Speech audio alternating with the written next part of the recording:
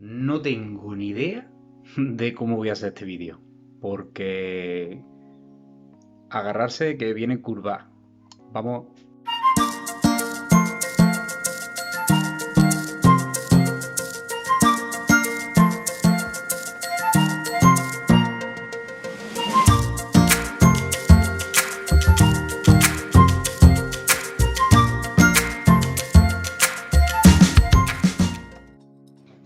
Bueno, vamos a intentar meterle mano a esto porque hay muchos conceptos que están equivocados y además esto es normal que se le eche la culpa a una cosa, a otra y sin saber por qué. No sé cómo lo vamos a conseguir, pero vamos a intentar compactar este vídeo lo máximo posible y porque es muchísima información. Para esto vamos a intentar definir qué es la harina. La harina no deja de ser el producto de la molienda de un cereal. El grano de trigo, en mayor o menor medida, pues se compone principalmente de tres partes, que es la parte externa, que es el salvado, que contiene casi todas las fibras del grano. Luego hay otra parte que es lo que es el grano en sí, que es lo que llevan sobre todo las harinas blancas, que sería el germen, que es la parte interior, que casi todo lo que tiene es la proteína, y el endospermo, que es como la piel que lo recubre, que podemos decir que se compone principalmente de hidrato de carbono. Por lo tanto, el cereal tiene la parte de fuera donde está la fibra, la parte del medio donde están los hidratos de carbono y la parte del centro donde está la proteína. Vamos ahora mismo un momento a apartar la capa de fuera, que es la fibra, la vamos a dejar aparte y nos vamos a quedar con dos partes, que es el gluten y las proteínas, que hemos dicho que están en el núcleo, y los hidratos de carbono, que es en la capa que lo recubre, que en este caso es el almidón. En el grano de trigo, en la harina, el almidón es lo que tiene casi todos esos hidratos de carbono que se componen el almidón. Pues de estas dos cosas vamos a empezar a hablar del gluten, ¿vale? Porque del gluten y de las proteínas. ¿Por qué? Es lo típico de, ay, es que esta harina tiene mucha fuerza, esta harina tiene mucha proteína, esta harina es muy buena porque tiene mucho gluten y va a fermentar muy bien. Eso es lo que pensamos todos, ¿verdad? Pues no, está equivocado. Cuando vemos una harina por detrás y vemos la cantidad de proteína, creo que ya lo comenté, podemos decir que podemos hacernos una idea de la cantidad de gluten que tiene. Entonces, ¿qué son las proteínas? Digamos que todas las proteínas son gluten, que no es así, pero bueno, hablamos de gluten. ¿Y qué es el gluten? El gluten, al final, no es una cosa, es un cúmulo de una serie de proteínas. En este caso, la gliadina y la gluteína son insolubles en agua y forman como unas cadenas que cuando se hidratan y con la fermentación son unas cadenas ordenadas que nos crean una estructura de la masa. Vamos a poner un ejemplo, por ejemplo, como unos espaguetis, ¿vale? Imaginamos, nosotros tenemos unos espaguetis secos, que los podemos partir, los podemos romper, podemos hacer lo que queramos. Cuando lo hidratamos, tenemos como unas cadenas. De hecho, si tú coges un manojo de espaguetis y los tiras a un plato, los espaguetis nunca se hacen nudos. Se van quedando como en capas. La capa primera se une con la segunda con la tercera, pero tú siempre coges espagueti y subes espagueti y no tienes hecho nudo entre ellos. Pues eso mismo le pasa al gluten. El gluten se hidrata, esas cadenas se hidratan, no son solubles en agua, se van enlazando una y otra y hacen que te forman una estructura de la masa. ¿Para qué sirve esta estructura? Para retener el dióxido de carbono que va a generar la fermentación y nos va a hacer que se nos quede ahí. Al tener esta estructura, se va a quedar atrapado y nos va a formar panes voluminosos. Para eso es la proteína. Y si no me creéis, hemos dicho que el gluten es insoluble en agua, ¿no? Vamos a verlo. Bueno, como hemos dicho, la harina se compone de diferentes partes, de la fibra, los hidratos de carbono y las proteínas. Dentro de esas proteínas hay una que hemos dicho que son no solubles en agua, que en ella está metido el gluten. Entonces, si son insolubles en agua, el gluten es insoluble en agua, podremos separarlo. Vamos a intentarlo, ¿no? Bueno, aquí tengo una masa de harina con agua, que habrá unos 40 gramos. Entonces, si yo lo pongo debajo de un grifo, con un poquito de agua, vamos a ir deshaciendo esto. Y supuestamente, pues todo lo que es soluble en agua se debe de ir disolviendo.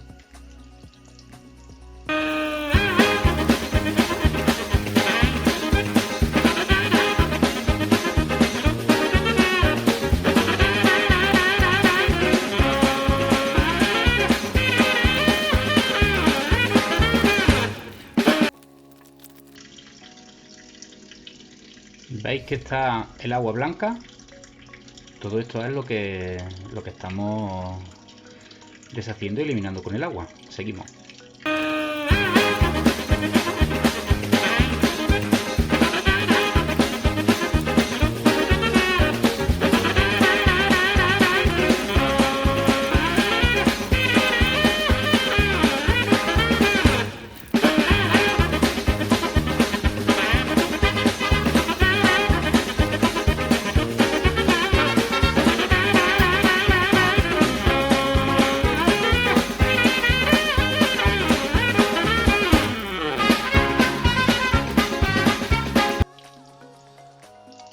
Veis que ya el agua está transparente.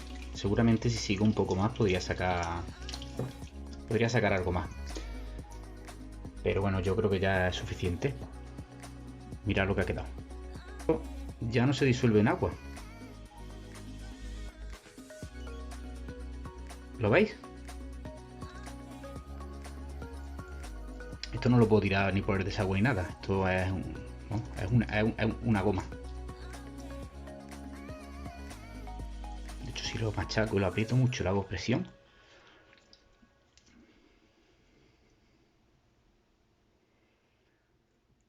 ¿Lo veis? Es un chicle.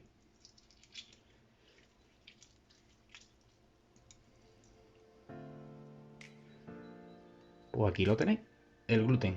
Que de hecho ahora lo voy a pesar, a ver cuánto pesa, a ver si me sale más o menos. 6 gramos. Si mi bola de principio pesaba unos 40 o 50 gramos y mi masa y mi harina tiene unos 12 gramos por kilo de proteína, haciendo una regla de 3 me deberían salir unos 6 gramos más o menos aproximadamente. Contando de que todavía esto se puede quitar un poquito más seguramente y limpiar, que cuadra. Bueno, ¿os ha convencido ya que el gluten la proteína no va a fermentar? ¿Habéis visto lo que es? ¿Creéis que el chicle ese os va a fermentar? Eso lo que lo va a solucionar es la estructura. Por cierto, una cosilla por si os interesa esto. La gente que es celíaca no es alérgico al gluten. Hemos dicho que se compone de gliadina y gluteína. Pues es precisamente una intolerancia que tienen a esa gliadina, porque la estructura molecular de la gliadina es muy parecida a un compuesto que tenemos nosotros en el intestino. Como es una enfermedad autoinmune, crea un anticuerpo ante esa gliadina, pues destroza esa flora intestinal que nosotros tenemos ahí. Por eso es el problema de los celíacos al gluten. Bueno, hemos dicho que el grano de trigo se compone de esa parte de la fibra, de la parte exterior, del salvado, que es lo que hemos dejado un poquito aparte, de una parte interior, que es el germen, que es lo que nos da la proteína y el gluten, y luego hay otra parte, que es la que recubre ese germen, que es la que nos da los hidratos de carbono, que es el endospermo. Los hidratos de carbono que nosotros encontramos en la harina, podemos llamarlo como un grupo que es el almidón, ¿vale? Que principalmente donde nos vamos a encontrar nosotros eso ahí.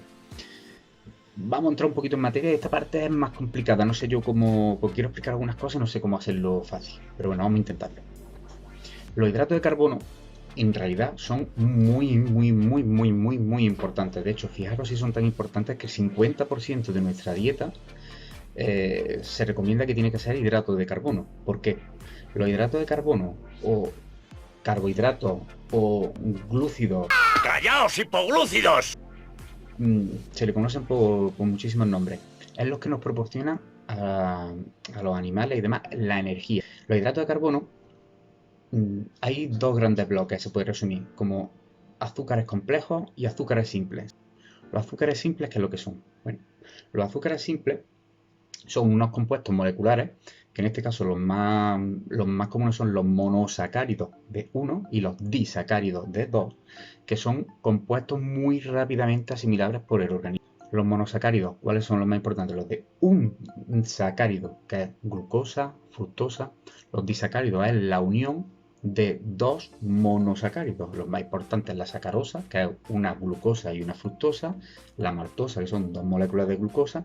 Pues esos azúcares tenéis que tenerlo en cuenta, que eso es de lo que todo organismo se alimenta, porque son muy simples, son los que nuestro organismo es capaz de sintetizar para obtener energía rápidamente.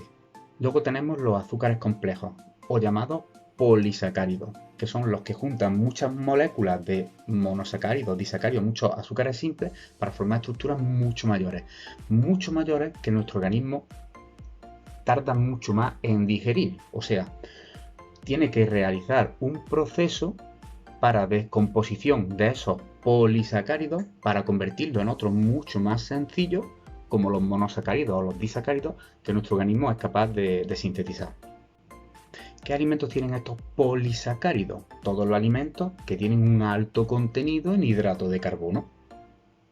Ejemplo, arroz, pasta. Un ejemplo gráfico. Un deportista cuando va a salir a hacer una etapa de montaña, ¿qué es lo que toma? Platos de pasta, platos de arroz. ¿Por qué? Porque son polisacáridos, hidratos de carbono, que nuestro organismo va a tardar poco a poco, lo va a ir digiriendo y va obteniendo energía por fases y progresivamente. Cuando ese deportista llega un momento en que empieza a subir un puerto de montaña, le da una pájara. No tiene energía. ¿Por qué se viene abajo? Porque no tiene fuerza. Su cuerpo no tiene energía como para poder afrontar ese trabajo físico que está haciendo. ¿Qué es lo que toma? Barrita energética, glucosa, bebida azucarada. ¿Por qué? Porque esos son los monosacáridos y disacáridos que nuestro organismo son capaces de digerir al momento. Entonces es energía instantánea. O sea, nuestro organismo no es, para que veáis, no es tonto. Toman barritas energéticas, por ejemplo, con miel, porque la miel es un cúmulo de glucosa y de fructosa, y la glucosa nuestro organismo de momento la absorbe. Para que veáis, nuestro cuerpo no es tonto y todo tiene un significado. Volvemos un poco al principio. La harina hemos dicho entonces que lo que contiene es el almidón. Y el almidón es un compuesto de azúcares complejos o hidratos de carbono, más una enzima, que en este caso la más importante es la amilasa, que por medio de la fermentación descompone precisamente estas cadenas largas de polisacáridos y las convierte en azúcares más fáciles de digerir, que en este caso los convierte en glucosa. Son azúcares simples. Por lo tanto, la fermentación de este proceso convierte los hidratos de carbono con la amilasa, los parte a trocitos, los convierte en glucosa y deja un residuo que es el dióxido de carbono, el alcohol, como todas las fermentaciones que existen. Fijaros qué cosa más curiosa. La harina es, por esto que he dicho que tiene la amilasa, que precisamente es la misma, o sea, dentro del mismo compuesto tiene la amilasa, que es la propia que descompone esos hidratos de carbono. Por este motivo, la harina siempre hay que guardarla en un sitio seco, nunca puede estar húmeda. ¿Por qué? Porque se descompone muy rápidamente. Si lo guardas en un sitio húmedo, esa harina se descompone rápidamente, porque ella misma tiene esa capacidad para fermentarse a sí misma, para destruirse y para segregar estas cadenas de azúcares. Entonces, vamos por partes. Hemos dicho de qué se compone la harina de trigo y tenemos muchas dudas porque a uno le sale antes, a otro le sale después. Vale, ahora vamos con la otra gran duda. Estamos viendo en el paquete que si la fuerza, que si la W, que si un cero, que si los 3 ceros, que si los 4 ceros. ¿Esto qué quiere decir? La fuerza, hablamos de la fuerza, solo tiene el trigo, ¿vale? El maíz no tiene fuerza, el arroz no tiene fuerza. Hay mucha serie de harinas, no solamente está, bueno, aparte del trigo, tenemos el centeno, la avena, perdona, semillas se pueden hacer con harina y panes, se pueden hacer con semillas de garbanzo, de arroz. De hecho, todo el mundo ha escuchado el trigo sarraceno, y el trigo sarraceno, pues ni es trigo ni es nada. De hecho, no tiene gluten y se usa para hacer pan. La fuerza, eso de la W esa que hemos visto muchas veces, que decimos, es que esta es la mejor para hacer pan. Es que esto es. La fuerza es un sistema, una forma de medir empíricamente de una determinada forma en laboratorio. La elasticidad, quiero decir, como quien dice, la elasticidad de ese pan, ¿vale? Ahora, recordamos, fuerza solamente tiene el trigo, no tiene nadie más. Entonces, la fuerza en sí no nos va a decir si eso va a fermentar mucho o va a fermentar poco, simplemente nos está diciendo el tipo de elasticidad que tiene, la potencia que va a tener esa harina a la hora de hacer pan en este caso. La forma que va a aguantar, eso es lo que nos está diciendo. Luego hay otra estructura que es el 00, el 000, es que cada país, dependiendo de su código alimentario, pues la harina las clasifica de una manera o de otra. ese 0,0 pues más o menos es algo parecido en otros países, pero aquí también se ha tomado por lo de los ceros, se ha tomado también en consideración muchas veces como la molienda, la cantidad de refinado que tiene esa harina. Vamos a hablar un poco, vamos a ver en este caso el tema de lo de la harina con salvado. El salvado lo dejamos antes aparte. Bueno, pues la harina con salvado, el salvado ahí está la cantidad de integral que tiene. El salvado, pues es muy bueno porque precisamente tiene muchísimos microorganismos. A la hora de hacer una masa madre, precisamente eso va a venir genial. La molienda depende del triturado del trigo, ¿vale? De la cantidad de salvado, de germen, de núcleo que tiene en esa harina y menos refinada esté. De ahí viene también gran parte de los ceros, del 00, triple cero que vemos. Bueno, todo esto ha sido un poco de información, no sé si os ha quedado claro. Yo lo he intentado, pero vamos a intentar por lo menos a recapitular un poco todo esto que hemos visto y hacernos unas cuantas preguntas. Vamos a hablar un poco de un concepto que en este caso yo creo que está muy equivocado y vamos a resumir todo esto que hemos visto. Para la fermentación depende sobre todo la cantidad de esa simbiosis de bacterias y levadura que se encuentran en nuestra harina y que necesitan un sustento necesario para alimentarse, que son los azúcares. Por ese motivo, la gente que empieza una masa madre con harina integral empieza con una carrera ya disparada. ¿Por qué? Porque no es que esa harina tenga más fuerza, no es que esa harina tenga mucha proteína, porque a lo mejor tiene menos proteína. De hecho, seguro que tiene menos proteína en muchos casos. Lo que tiene es que ya empieza con una colonia de bacterias y levadura mucho más alta que otra persona. Esa es la diferencia que hay ahí. Y ahora, para que haya fermentación, entonces, ¿qué es lo más importante? ¿Que tenga mucha proteína?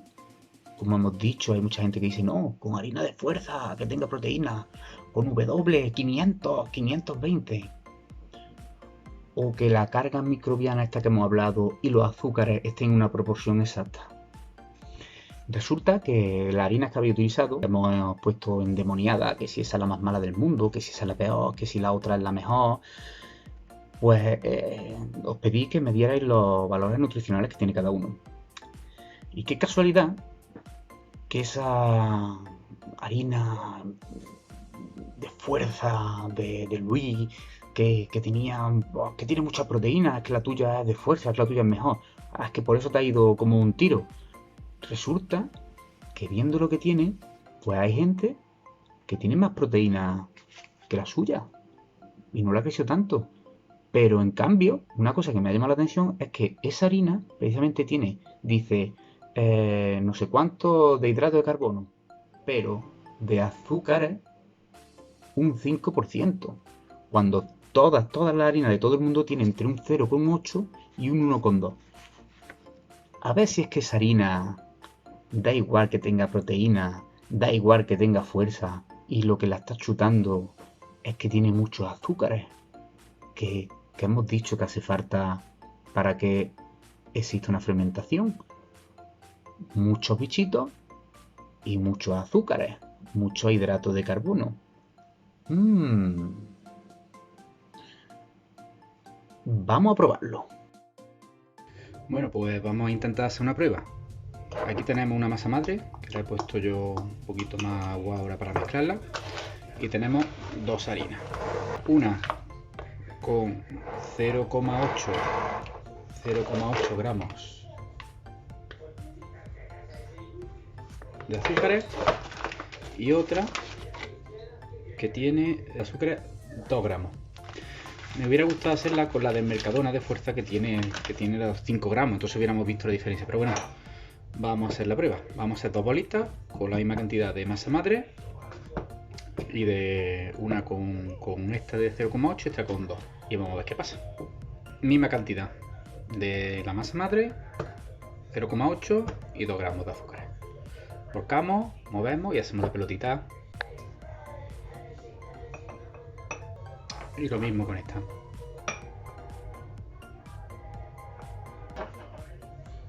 Pues aquí las tenemos. Una de 2 gramos, otra de 0,8. Vamos a ver, a hacer el experimento, a ver cómo sale esto.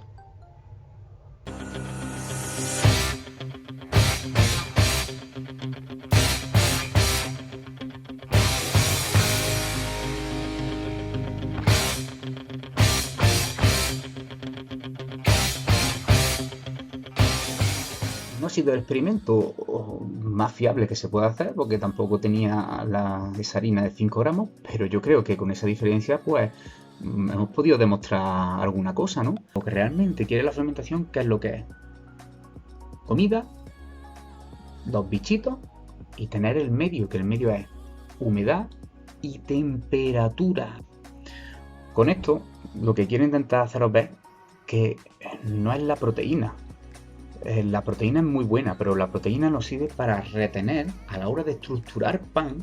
Esa fuerza, esa W, es lo que nos viene bien a la hora de estructurar un pan, hacer un pan. ¿Qué tipo de pan vamos a hacer? Si nosotros queremos un pan muy voluminoso, esponjoso, con unos alveolos así de gordos, pues vamos a necesitar esa proteína para intentar hacer que no se escape ese dióxido de carbono.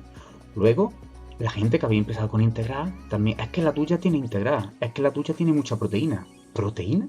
Yo estoy mirando aquí y proteína, vale, es alta, pero hay gente, Roldán, por ejemplo, tenía con una harina blanca casi la misma proteína que tiene una persona que ha tenido integral. A lo mejor es por la cantidad de bichitos con la que está empezando, ¿no? La temperatura es lo más importante en este proceso. Tardarán más, tardarán menos, pero si no tienes una temperatura estable para que esa colonia de bichitos estén muy contentos y creen una fiesta para comerse todo ese alimento que le das, da igual que le pongas harina integral y le metas 1000 millones de bacterias, da igual que tú le pongas una harina con azúcares, que eso le estén metiendo los azúcares en venas. Si tú no le das esa temperatura y esa humedad para que estén aquí de huelga y de jarana, te va a tardar más, te va a tardar menos. De hecho, esa masa madre que se hizo en 3 días, que estaba ya a pleno rendimiento, no tenía nada de integral. De hecho, era una harina muy refinada, pero estaba llenita de alimento y le cogieron la temperatura perfecta, el ecosistema perfecto, la humedad perfecta y la textura perfecta para que eso estuvieran ahí los más alegres del mundo. Los demás, pues hemos tenido muchísima gente ahí, pero la música es una mierda, la caseta se nos ha ido, el tenderete se nos ha caído, nos están poniendo camelo y no nos gusta. Tú te has burlado de mí, pasas por mi lado. Entonces, a lo mejor no tenemos la caseta con las personas más alegres, pero la harina no es el problema. El problema es nuestro, que no hemos sabido ambientar el sitio, ¿eh?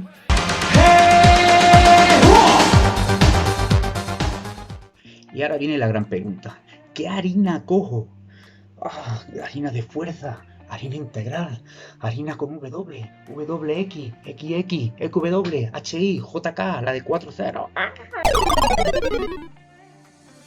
Hay una frase que se la he escuchado muchas veces a Iván Yarza, que es un panadero que hace cursos por todo el mundo, y siempre dice lo mismo: toda la harina hacen pan, pero no todos los panes se hacen con cualquier harina.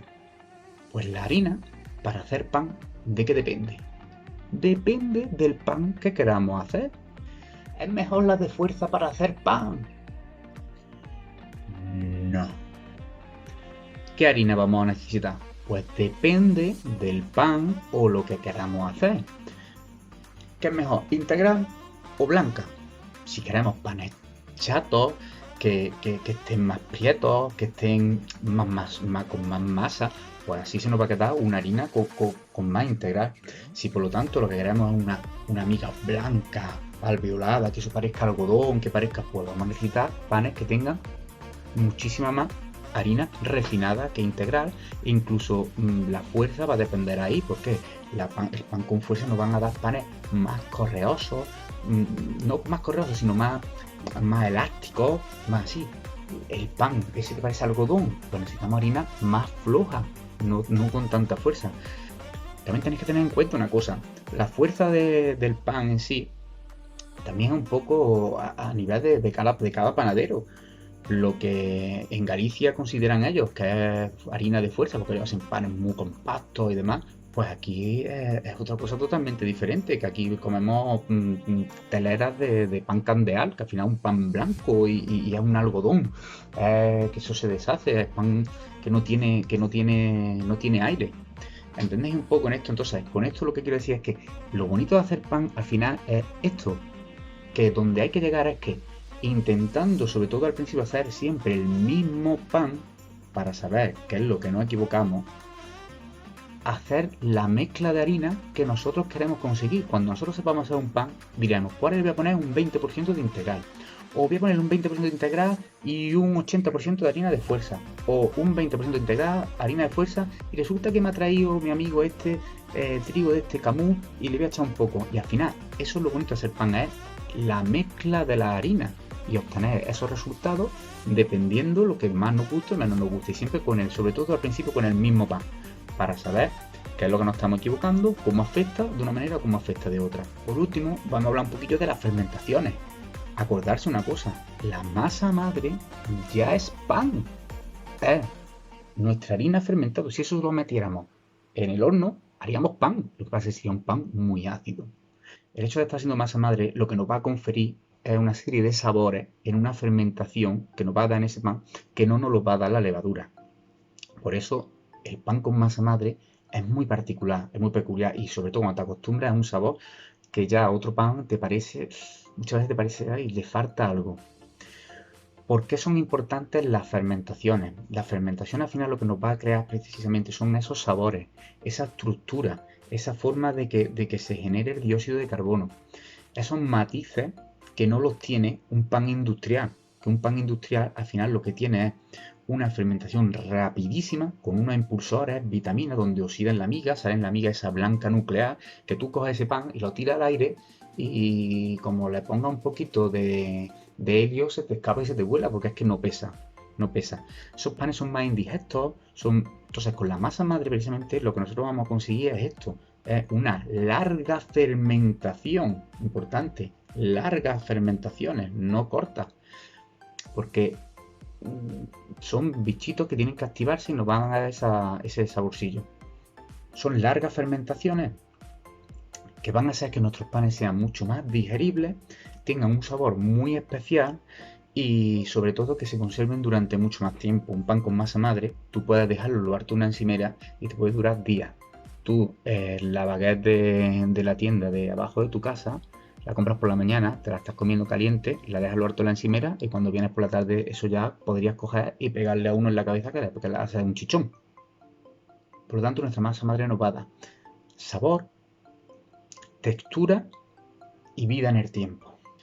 ¿Por qué es tan importante lo que estamos haciendo con la masa madre y no agobiarse de darle de comer por la mañana, por la tarde, cronometrarla, hacerle un té, hacerle esto? Porque nosotros tenemos que saber cuánto nos va a tardar esa masa madre en su bienestar a tope, porque nosotros cuando la usamos es cuando tiene que estar a tope. Porque en ese momento es cuando va a fermentarnos mejor el pan y es cuando menos acidez va a tener, porque es cuando está en su momento álgido. Entonces nosotros tenemos que conocerla para poderla utilizar en las mejores condiciones.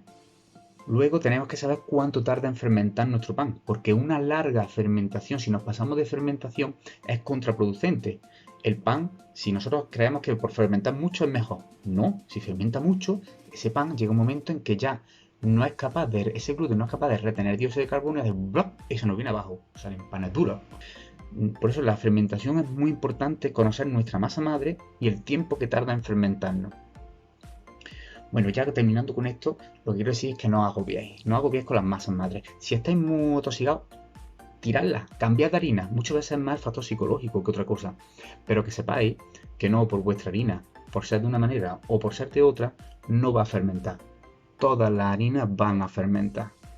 Y no depende de la fuerza, ya lo habéis visto, ni depende de la cantidad de comida y el sitio donde la tengamos.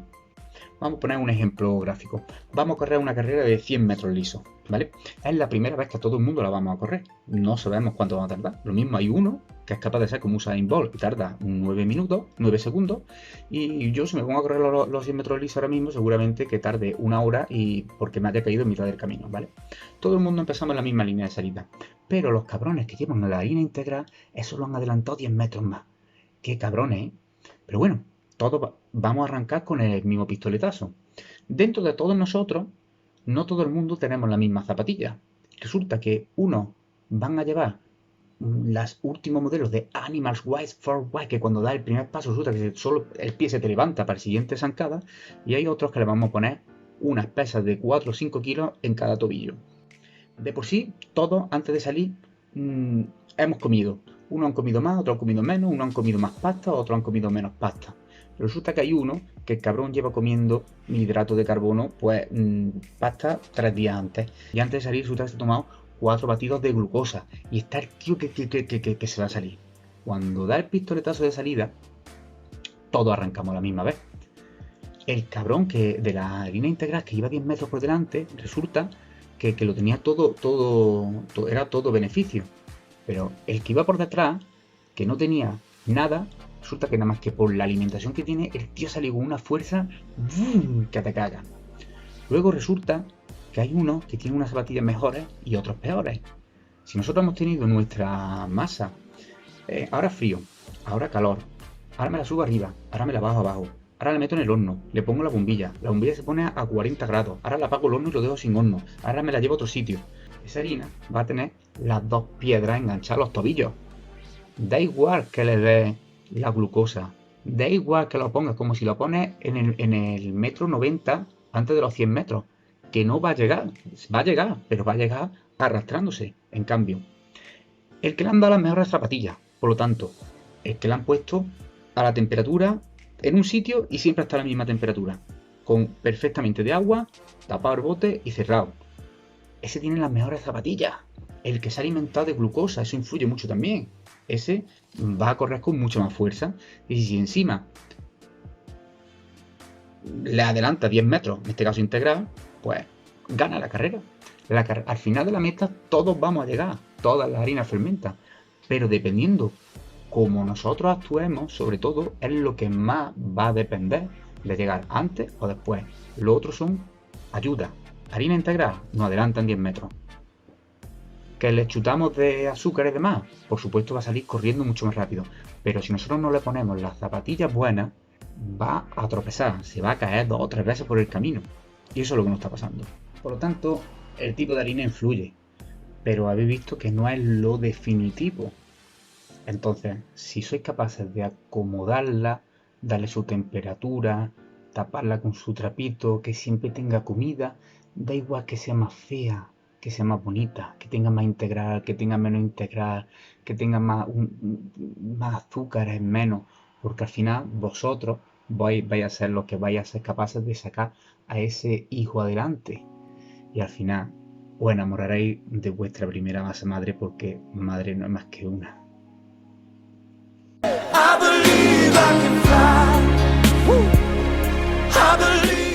Bueno, espero que no haya sido un coñazo y que por lo menos os haya servido un poco de conocimiento. He intentado explicarlo lo mejor posible, no sé si lo he logrado, pero lo que sí os animo a que investiguéis un poco más del tema, pero no de este, sino de muchísimas cosas de la cocina. Si os ha gustado, me lo decís y os recomiendo, y si os apetece, claro, y os recomiendo un par de libros que para mí son básicos, debería conocer cualquier persona que le guste la cocina, que precisamente habla de los procesos físicos y químicos que están en torno a lo que nosotros hacemos. De hecho, la cocina no deja de ser eso, es física y química. Si os ha gustado esto, me lo decís, os recomiendo un par de libros que hablan precisamente de la física y la química que hay alrededor de la cocina, que para mí sería lectura obligada para cualquier persona que se dedique a esto, que gracias a eso, al tener este conocimiento, tú puedes incidir en cada punto para poder obtener unos resultados diferentes. Ferradrià, que conocía todos estos conceptos y era capaz de coger lo tradicional, utilizar la física y la química, que no es que venga de un laboratorio, sino que es que el puchero ese de toda la vida tiene física y química. Entonces, como lo conocía, era capaz de tocar los diferentes elementos para cambiar la composición. Si os animáis y os gusta, me lo decís y os recomiendo los libros. Espero que no haya sido muy coñazo y sobre todo, hombre, permitidme alguna licencia que me he tomado, pero han sido sobre todo para explicar esto un poco más ameno. Venga, hasta ahora.